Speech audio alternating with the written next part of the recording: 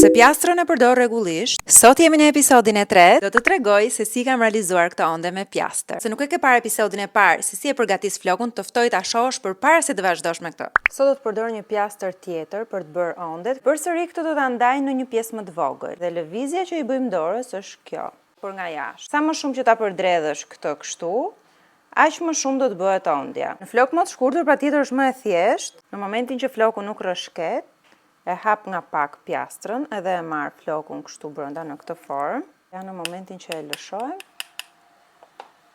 këtyre i them bukle, se dua t'i drejtoj edhe pak më shumë, thjesht i bëj pak. Dhe lëvizja këtu është për jashtë.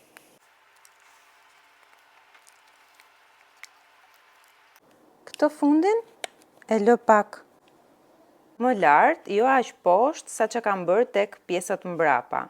Momentin që do ta lëshoj. Shikoj që ondja është ngritur më lart. Këtë e lëshova pak keq, por ja, e bëjmë kështu. Nëse e duam si bukle, e dua pak më drejt, sepse nuk dua të meki kaq shumë gjatësia.